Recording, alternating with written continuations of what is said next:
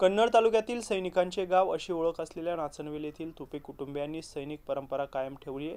तुपे कुटुंबियांनी वडिलांच्या स्मरणार्थ शेतामध्ये 105 विविध प्रकारच्या फळझाडे लावून त्यांना अभिवादन केलं आहे। स्वर्गवासी माजी सैनिक वामनराव तुपे यांनी सैन्यात भरती होऊन 26 वर्ष देशसेवा केली। या काळात त्यांनी सन 1962, 65 आणि 71च्या लढाईमध्ये त्यांचा सहभाग होता। त्यांनी आपला मुलगा सुभाष वामनराव तुपे यांना देखील सैन्यात भरती केलं। त्यांनी 18 वर्षे देशसेवा करून सैन्यातून सेवानिवृत्त झाले। त्यांच्यानंतर त्यांचा लहान मुलगा दीपक वामनराव तुपे हे देखील वडील आणि भावाचा आदर्श समोर ठेवीत सैन्यात भरती झाले आणि त्यांनी 26 वर्ष देशसेवा केली। त्यानंतर दीपक तुपे यांनी आपल्या मुलाला सैन्यात भरती करण्यासाठी सैनिकी शाळेत पाठवलं।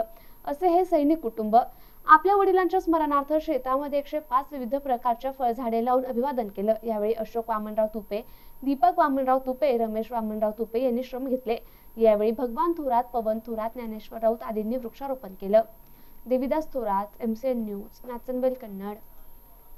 मी दीपक वामनराव तुपे, नाचनवेल पंचक्रोश येथील माझे वडील, माझे मोठे बंधू आणि मी। वडील सुभेदार होते, 28 वर्ष सर्व्हिस करून निवृत्त झाले। आज ते स्वर्गवासी आहे। आणि माझे मोठे बंधू त्यांनी 19 वर्ष नोकरी करून ते सेवानिवृत्त झालेले। मी 26 वर्ष नोकरी करून निवृत्त झालेलो आहे। आणि आज वडिलांच्या परंपरेच्या स्मरणार्थ स्वर्गवासी झालेले, तर त्यांच्या स्मरणार्थ आज 100 फळझाडं आमच्या रानामध्ये आज लागवड केलेली आहे। आणि या तिसऱ्या पिढीमध्ये माझ्या मुलालाही मी सैनिकी स्कूलमध्ये टाकलेलं आहे।